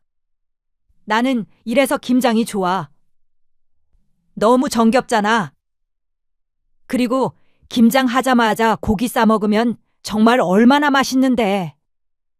나는 삼겹살보다 그게 더 좋더라. 그래서 김장 안 하는 집안 보면 이해가 안 돼. 그러는 본인도 따로 김장을 하지 않으면서 말은 잘했습니다. 우리는 시댁도 김장을 안 해. 김치 안 좋아하면 그게 한국인이야? 그러면서 시집 흉을 보기 시작했습니다. 그리고 시어머니는 거기에 맞장구를 쳤습니다. 무슨 그런 집이 다 있냐? 그러면 김치찌개도 안 먹냐? 이 씨가 보기에는 정말 좋은 시부모였습니다. 결국 며느리한테 김장하라고 안 한다는 건데 고마운 줄 모르고 흉을 보나 싶었습니다. 아, 올케. 한 통은 있잖아. 썰어서 담아줘. 네? 이걸 썰라고요? 한 입에 먹게 썰으라고. 갑자기 엉뚱한 요구를 하는 시누이. 세상에 김장하고 썰어서 넣는 사람이 있나 싶었습니다. 먹을 때마다 썰어야 맛있죠? 그러면 먹기 불편하잖아. 한 통만 그렇게 해줘. 한 통만. 그러면 자기가 좀 일어나서 하면 좋을 텐데 신우이는 꼭 시장에서 생선은 손질해서 달라고 요구하는 손님처럼 아주 당연하게 말했습니다. 손 하나 까딱 안 하면서 말이죠. 생전 썰어달라는 적이 없었는데 이상하다 싶었습니다. 꺼내서 도마에 놓고 써는 게 너무 불편해서 그래. 본인이 그렇다는데 이러쿵저러쿵 할 문제는 아니었지만 무척이나 귀찮고 짜증이 났습니다. 이 집 식구들은 어째서 며느리를 몸종처럼 부리려는 것인지 몰랐습니다. 이제 싹 치우자. 양념이 조금 남았고 지금 바로 먹을 한 포기를 제외하고는 모두 김치통에 담겼습니다. 허리를 펴보려고 하니까 곧장 앓는 소리가 나왔습니다. 남편도 사정이 크게 다르지 않은지 끙끙거리고 있었죠. 그 모습을 보더니 시어머니가 혀를 찼습니다. 그러니까 할 줄도 모르는 걸 뭐하러 해? 너는 네 남편을 이렇게 부려먹고 싶냐? 끊임없이 나왔던 주제였습니다. 그런데도 볼 때마다 못마땅한 것 같았습니다. 하지만 이것만큼은 이 씨도 물러날 수가 없었습니다. 만약 남편도 일을 안 시키고 이 씨만 일하게 한다면 틀림없이 엎어버릴 것이었습니다. 다 정리하기도 전에 신우이가 식탁에 앉으며 말했습니다. 얼른 고기부터 썰어봐. 저녁을 안 먹었더니 배고프네. 이것 좀 치우고요. 아, 누나는 돕지도 않고 참. 내가 이 집 며느리야? 내가 왜 도와? 남의 집 김장을. 출가 외인이라는 말 몰라? 본인은 웃긴지 깔깔거리는데 이 씨는 하나도 웃기지 않았습니다. 출가 외인이 왜 남의 집 김장에 와서 고기를 먹는 건지 이해가 안 됐죠. 애미야, 밥 좀 차려라. 대충 치우고 와. 먹고 치우면 되지. 그 와중에 밥 차리라고 성화인 시어머니와 시누이. 누가 더 밉나 대결이라도 하는 것 같았습니다. 이래서 이 씨가 차라리 혼자서 김장하는 게 편하다는 것이었습니다. 오늘 시어머니가 못 온다고 그래서 다행이라고 생각했는데 결국 결말이 똑같았습니다. 시어머니가 돌아간 뒤 이 씨는 남편과 가벼운 말다툼을 했습니다. 연례 행사나 마찬가지였습니다. 차라리 다음날 김치만 가지러 오시라고 그래. 어? 아, 어떻게 그러냐? 수십 년간 남편이 반복한 말이었습니다. 어머니한테 어떻게 그러냐. 그러는 어떻게 아내한테 이럴 수 있는지 몰랐습니다. 도대체 김장을 거진 100포기를 시키는 게 어디 있어? 식구가 여럿이라서 다 같이 김장하는 것도 아니고 나한테만 하라고 그러시는 거잖아. 나도 같이 하잖아. 억지로 그러는 거고 그것도 못마땅해 하시잖아. 나도 이제 할머니 돼도 이상하지 않을 나이야. 허리도 아프고 무릎도 아프고 무갈다가 손목 나가게 생겼어. 그런데 밥 차려라, 고기 삶아라, 김치는 이렇게 해라, 저렇게 해라. 당신이 가만히 있으니까 더 그러시는 거잖아. 나라고 좋아서 듣고 있어. 그러면 그게 노인네 낙이라는데 어떡해? 이래서 늘 싸우는 것이었습니다. 효자 남편은 나이든 어머니 충격이라도 받을까봐 할 말도 제대로 못했죠. 그나마 김장을 적극적으로 도와서 여태 참고 했던 것이지 남편이 예뻐서가 아니었습니다. 김장은 지긋지긋했습니다.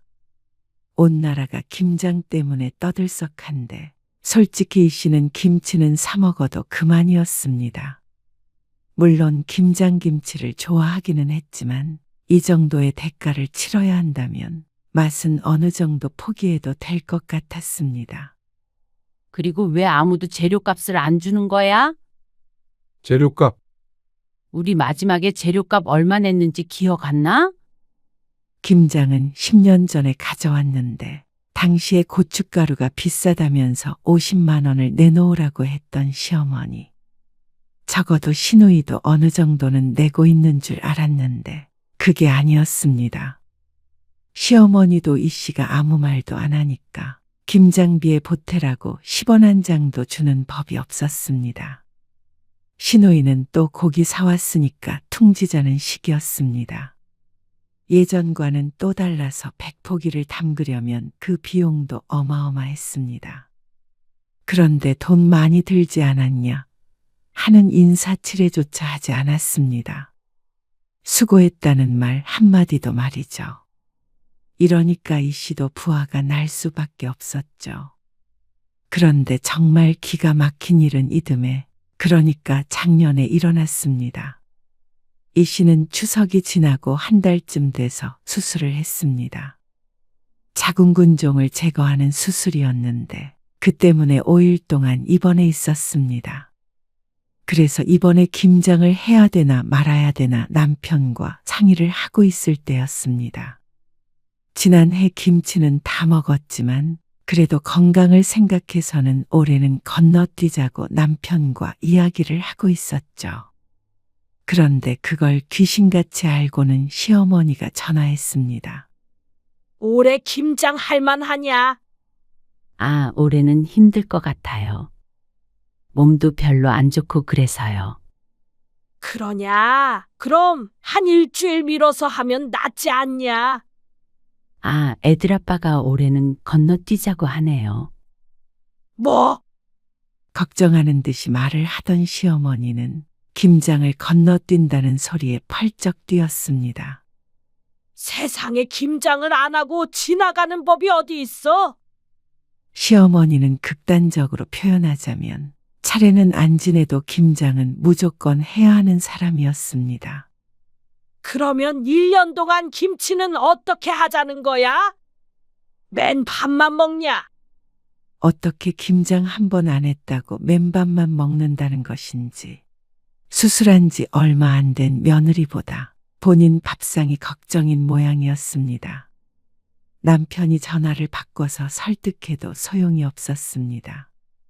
올해는 150포기 하려고 했는데 무슨 말을 하는 거야?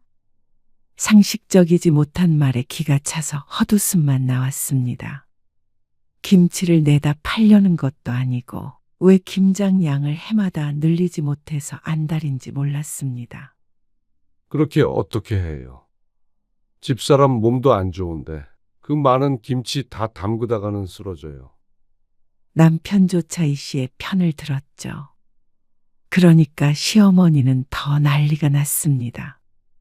그럼 누가 해? 내가 하리?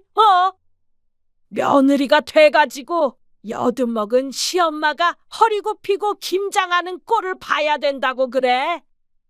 어머니, 이번만 좀 안 하면 어떻게 돼요? 한국 사람이 김치 없이 어떻게 사냐? 아니, 어머니는 도대체 식구가 많지도 않은데 무슨 김치를 그렇게 많이 담그자는 거예요?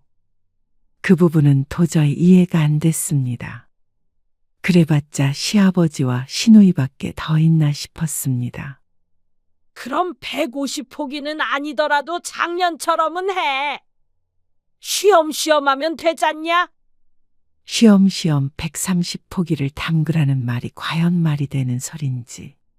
그것도 환자한테 막무가내로 김치를 만들어내라는 신보가 대단했습니다. 그러다가 애엄마 잘못되면 책임지실 거예요? 며느리한테 김치 몇 통 얻어먹으려다가 내가 아들한테 이런 소리나 들어야겠냐? 그러자 남편이 말실수했다는 듯이 잠시 한숨을 쉬었습니다. 그러고선 이 씨를 쳐다보는데 그렇게 보면 어떻게 하라는 것인지 몰랐습니다. 수화기 너머에서는 거의 흐느끼는 소리가 들렸습니다.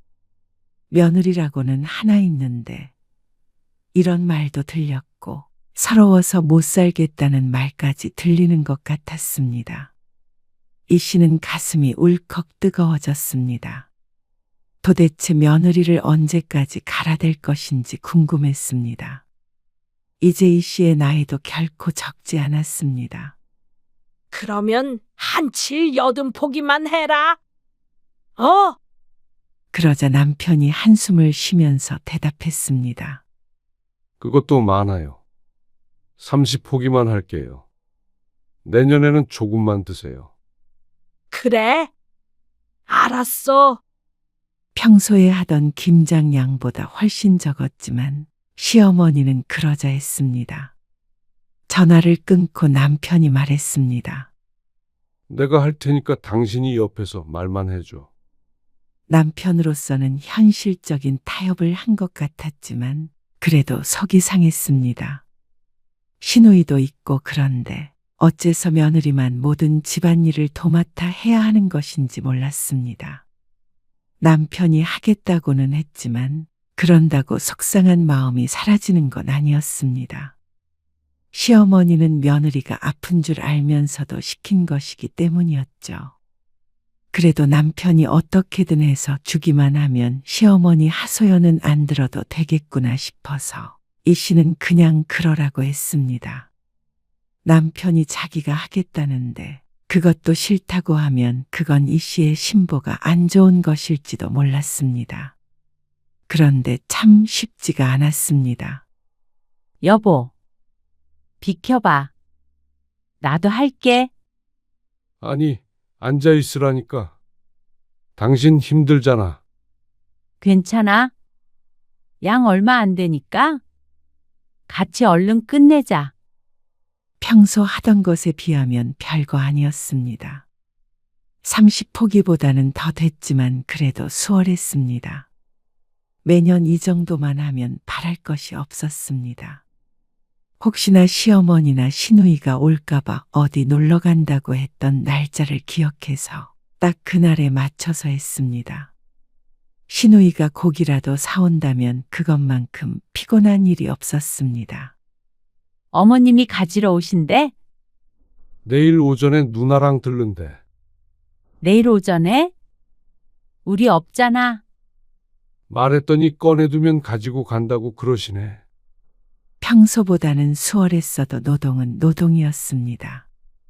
이 씨는 김장이 끝난 후에 푹 퍼져 있었습니다. 고기고 뭐고 입맛도 없었습니다. 다음 날 이 씨는 남편과 함께 외출했습니다. 오전에 아들, 딸들을 만나서 시간을 보내다 점심을 먹고 헤어졌습니다. 그리고 집에 와서 귀신에 홀린 것 같은 기분을 느껴야 했습니다. 어머님 왔다 가신 거 맞지? 남편은 말이 없었습니다. 어제 김장한 것을 통에 담으니까 11통이었습니다. 그 중에서 6통을 드린다고 아침에 꺼내놨는데 그것은 당연히 없었고 김치냉장고도 텅텅 비었습니다. 이 씨 부부가 먹던 묵은지 반 통만 남아있었죠. 아니, 지금 김치통 11개를 다 가져가신 거야? 오전에 비밀번호를 물어보기에 일러주었는데 잘 가져가겠다 어쩌겠다 하는 말도 없었습니다. 어련히 꺼내져 있는 6통을 가져갔겠거니 싶었는데 그게 아니었죠. 허탈하고 황당한 감정이 앞섰습니다. 살다 김치를 도둑 맞는 것은 처음이었습니다. 어떻게 이런 일이 다 있나 실소가 나왔습니다. 너무 어이가 없으면 웃음이 나는데 지금이 딱 그때였습니다. 남편도 충격을 받은 모양이었습니다. 어제 저녁 늦게까지 김장하고 치우느라 고생을 많이 했는데 그걸 전부 홀랑 가져가 버릴 줄은 남편도 상상도 못했겠죠. 열받아서 안 되겠는지 시어머니에게 전화를 걸었지만 받지 않았습니다. 이 씨 부부는 차를 타고 시어머니의 집에 찾아가려고 마음먹었습니다. 바보처럼 그냥 있을 수는 없었죠. 차 타고 1시간을 가더라도 가서 도로 가져오자 싶었습니다. 그런데 시어머니의 집에 도착하자 더욱 황당해졌습니다. 시어머니의 집에는 김치통이 3개뿐이었습니다. 진짜 너무하신 거 아니에요? 아픈 며느리 닭달에서 김장하게 하셔놓고 어떻게 그걸 몽땅 가져가 버리세요? 그러면 원래 먹는 양이 있는데 절반만 가져가라는 거야? 너희는 맨날 사 먹네 어쩌네 했잖아. 그러면 너희는 내년에 사서 먹으면 될 거 아니야. 너무나도 뻔뻔한 시어머니의 말에 화가 치밀어 올랐습니다. 6통만 가져가라고 할 때는 알았다고 그러더니 사람이 없는 틈을 타서 도둑질을 하다니 남에게 말해도 안 믿을 이야기였습니다. 5통은 다시 주세요. 남편이 굳은 얼굴로 말했습니다. 남편도 시어머니의 행동에 열이 받는 모양이었습니다. 그런데 시어머니는 모르쇠로 일관했습니다. 나한테 없어. 나는 몰라. 아니, 그게 말이 돼요? 나한테 없다니까 그러네. 어머니가 가져가셨는데 어떻게 몰라요? 아, 다 나눠줬어. 뭐라고요? 시어머니는 황당한 말을 했습니다. 2통을 빼고는 전부 나눠줬다는 얘기였습니다. 그러면 9통이 다른 사람에게 있다는 소리였죠. 형님한테 주셨어요? 시누이도 매년 김장한 것을 챙겼기에 그건 그러려니 했습니다. 하지만 9통은 많았습니다. 시누이네는 식구도 없는데 말이죠. 용선이 6통 주고 1통은 춘자 주고 또 1통은 건너집 주고 또 1통은 작은 집 갖다 줬지. 황당했습니다. 참 골고루도 나눠졌다 싶었습니다. 시모의 이웃에 작은 집까지. 그러면서 원래는 누구도 주고 누구도 줘야 했는데 못 줬다고 한탄했습니다. 여태 그러면 어머니 안 드시고 그렇게 여기저기 나눠주신 거예요. 이상하다는 생각은 했습니다. 아무리 김치를 좋아한다고 해도 남다르다고 생각했습니다. 어떻게 얼마나 먹는지는 확인할 길이 없기에 당연히 시어머니가 먹고 있다고 생각했습니다. 하지만 11통 중에서 3통만 있는 걸 보면 그동안에도 시어머니는 그렇게 많이 필요한 것도 아닌 것 같았습니다. 우리 집 김치가 맛있다고 다들 그러는데 그러면 어떡하냐? 이번에 너무 조금해서 다 못 줬어. 아니, 재료비도 그렇게 많이 받아가 놓고는 그걸 다 딴 사람을 줬다고요? 원래 그렇게 다 나눠 먹는 거야. 왜 며느리 부려서 어머니가 남한테 생색을 내신 건데요? 남편이 따지자 시어머니도 울컥했습니다. 부리긴 뭘 부려. 그리고 누나는 뭘 그렇게 많이 가져간 건데요? 시누이가 가져간 김치의 비율이 압도적이었습니다. 그거는 형님도 어디 나눠줘야 한대요? 재현이네 있잖냐. 거기 며느리도 우리 집 김치만 먹는 데잖아. 그리고 그 사돈네도 말이야. 기가 막힐 노릇이었습니다. 그러니까 시누이의 며느리도 그 김치를 갖다가 먹었고 시누이의 사돈까지 여태 김치를 나눠줬다는 말이었습니다. 지난번에 김치를 작게 잘라달라더니 아마 그 며느리가 먹기 불편하다고 했는지 어쨌는지 또 모를 일이었습니다. 그러니까 비상식적으로 많은 양의 김장을 한 것이 이해가 갔습니다. 아마 이번에도 김장을 많이 했다면 그 사람들이 더 많이 가져갔거나 더 많은 사람들이 가져다가 먹었겠죠. 그동안 고생했던 일들이 주마등처럼 스쳐 지나갔습니다. 6통 가지고 누구 코에 붙이냐. 먹는 사람들이 몇인데 그래서 다 가져왔지. 그걸 왜 다 제가 담갔는데요? 이 씨도 화를 내지 않을 수가 없었습니다. 너무 억울했습니다. 어느 정도 주변 사람들과 나누는 것은 이 씨도 이해를 했습니다. 김장 때는 다들 그랬으니까 말이죠. 그런데 이건 너무했습니다. 정작 시어머니가 먹는 양은 얼마 되지도 않았던 것이었죠. 이 씨는 더 이상 참을 수 없었습니다. 그런데 김치를 도로 가져오려던 생각은 지금 바뀌었습니다. 이미 다른 사람들에게 나눠줬던 김치를 돌려받을 수도 없고 시어머니한테 있는 김치 2통을 챙긴다고 해결될 일이 아니었습니다. 이번 김장 비용이랑 여태까지 가져가셨던 거 다 주세요. 뭐라고? 하루 종일 일한 값도 주시고요. 제가 담근 김치 어머님한테 팔았다고 생각할게요. 그게 말이나 되냐? 어떤 시엄마가 며느리한테 김치를 사서 먹어? 저도 예전에 어머님한테 50만 원씩 드렸잖아요. 저는 와서 일도 했는데요. 내가 그 돈을 왜 주냐? 김치 좀 담가줬다고 돈을 달라고 그래. 말도 안 되는 소리를 하고 있어. 말이 왜 안 돼요? 저희는 할 일이 없어서 일한 줄 아세요. 그리고 애엄마 아픈 거 뻔히 아시면서 왜 이렇게 심술을 부리세요? 뭐? 심술? 안 주시면 김치 도로 받아올 거예요. 이거 2통 가져가라. 살다 줬던 김치 뺏어가는 놈들은 처음이다. 그러면 다른 사람들한테 간 김치도 받아와도 되는 거죠? 이 씨는 휴대폰을 들었습니다. 그리고 신우이한테 전화를 걸었죠. 형님, 김치 6통 가져가셨죠?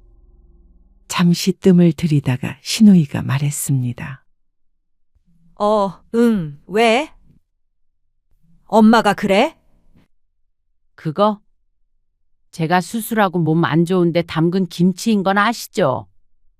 근데 그거 다 들고 가셨더라고요. 아, 그거는 미안해. 내가 워낙 김치를 좋아하잖아. 재현이네 김치 줬고 사돈도 줬다고 했나요?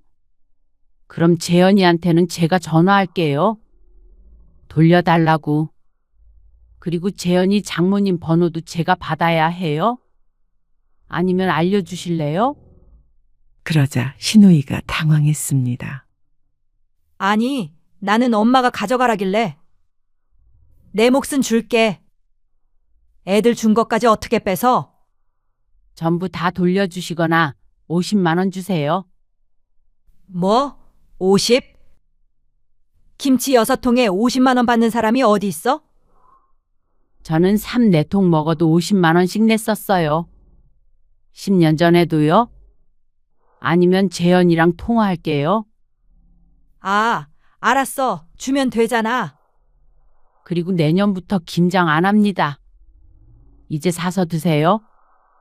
그렇게 전화를 끊으니까 시어머니가 폭발 직전의 표정을 하고 있었습니다. 너 이게 뭐 하는 짓이야? 내년부터는 저희 먹을 거만 할 거예요. 어머님도 드시고 싶으시면 형님이랑 같이 담그시던가 사서 드세요. 참고로 제 김치는 한 통에 10만 원이에요. 그러자 시어머니는 이 씨에게 삿대질을 했습니다. 시엄마한테 눈을 동그랗게 뜨고 그런 말을 해. 내가 이러고도 살아야 하냐? 어머니, 이번에는 정말 어머니가 너무하셨어요. 평소 같았으면 이쯤에서 부모에게 져줬을 남편은 이번 일도 충격이 큰 듯 했습니다. 남편마저도 이 씨의 편을 들자 시어머니가 자리에 주저앉았습니다. 김치 좀 가져갔다고 사람을 이렇게 대할 수가 있냐? 어머님, 그동안 제가 한 김치 다 합치면 작은 김치 공장 하나는 차려도 돼요? 제가 손목 나가고 허리 나가면서 담근 김치로 어머님 체면 세우는 거 그만하세요. 올해 김치는 그냥 드세요. 대신 이게 마지막이에요. 시어머니한테까지 그 돈을 다 받고 싶었지만 나이든 시부모에게 너무 가혹한 것 같았습니다. 하지만 이 씨가 시어머니에게 할 수 있는 최고의 복수는 바로 이것이었습니다. 그토록 좋아하는 김치를 더 이상 주지 않는 것이죠. 누가 김치 안 주면 못 산다냐? 주지 말어라. 여우 같은 것. 시애미가 나이 드니까 이때다 싶지. 이렇게 날 무시하고도 네가 사람이야? 심보를 못되게 먹으니까 병이 나는 거야. 나쁜 년. 다신 찾아오지 마. 못된 심보 때문에 아파서 수술한 거라는 말에 이 씨도 놀라서 쳐다보았습니다. 아무리 화가 나도 어떻게 그런 말을 할 수가 있는지 굳어있는 이 씨 옆을 남편이 지나쳤습니다. 이것도 그냥 드시지 마세요. 남편이 차갑게 말한 후에 김치통을 열어냅다 마당에 던져버렸습니다. 그러자 마당에 빨간 국물이 흘러내렸죠. 너! 이게 무슨 짓이야? 그리고 그렇게 말씀하셔도 다시 올 일 없어요. 시어머니는 악을 쓰면서 화를 냈습니다. 남편도 그 모습을 보더니 질린다는 듯 고개를 절레절레 흔들었습니다. 그런 시어머니를 뒤로하고 이 씨와 남편은 대문을 나섰습니다. 어쩐지 배가 싸하게 아픈 것 같아서 부여잡자 남편이 놀랐습니다. 괜찮아, 당신? 요 며칠 김장하느라 고생을 했더니 배가 당기는 것 같았죠. 앞으로는 김장 같은 거 다 때려치우자. 남편은 질린 표정이었습니다. 그래도 며느리가 김장은 해야 하지 않겠냐 하던 남편이 어느새 변했죠. 내가 하고 싶을 때 하고 안 하고 싶을 땐 안 할 거야.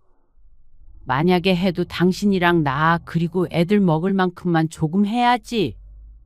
이 씨도 이 씨가 담근 김치가 맛있었습니다. 남 안 주고 우리 식구 먹을 만큼만 한다면 즐거운 마음으로 할 수 있을 것 같았습니다. 그동안 담갔던 김치가 엉뚱한 사람들 뱃속으로 들어갔다는 사실은 너무 억울했지만 그래도 앞으로는 이런 일이 죽을 때까지 없을 것이었습니다. 얌체 같은 시집 식구들 식모 노릇 하는 것 말이죠. 그날 저녁 신우이가 전화를 해서 이 씨를 욕했습니다. 50만 원도 보냈는데 시어머니 집을 쑥대밭으로 만들어놨다며 이 씨를 악기 취급을 했습니다. 그러자 남편이 전화를 가로채서 대꾸했습니다. 누나 집에도 가서 거실에 쏟아줘? 아니면 재현이 집에 가야 해? 그러자 신우이 입이 꾹 다물렸습니다. 돈 내고 깔끔하게 끝낸 걸 다행으로 여겨. 내가 지금 50만 원이 아니라 몇 년치를 받아야 될까 고민 중이니까 말이야. 신우이는 대답이 없었고 남편은 그냥 전화를 끊어버렸습니다. 내가 하고 싶은 말을 대신 해주니까 10년 묵은 체증이 내려가는 기분이었습니다. 진작에 이렇게 나서줬다면 한 20년은 고생을 덜 했을 텐데 하는 아쉬움은 들었습니다. 하지만 이제라도 이렇게 정신을 차린 게 어딘가 싶었습니다. 효자가 돌아서면 더 무서운 법이었습니다. 그리고 올해 들어 며칠 전 이 씨는 배추를 20포기만 사서 김장을 했습니다. 남편과 둘이 아주 능숙하게 했죠. 웃고 떠는 사이 김장은 금세 끝났고 모처럼 수육에 막걸리까지 곁들여 즐거운 시간을 보냈습니다.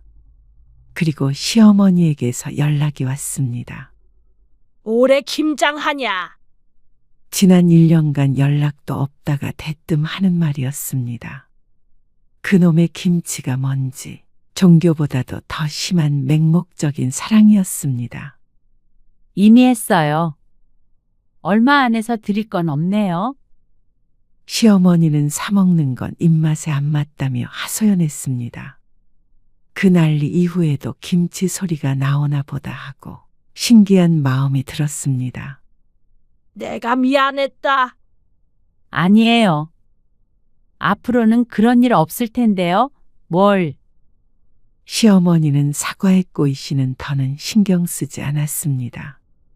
다만 앞으로 시집 식구들을 위해 김장하는 일은 없을 거라는 건 확실했죠. 그러니까 시어머니의 연락도 대수롭지 않게 받을 수 있었습니다. 요새 김치 사서 먹는 것도 맛있대요. 그러면서 이 씨는 덧붙였습니다. 저는 제 김치가 맛있긴 하지만요. 시어머니는 아무 말도 하지 않았고 이 씨는 안부 인사를 하고 전화를 끊었습니다. 홀가분했습니다.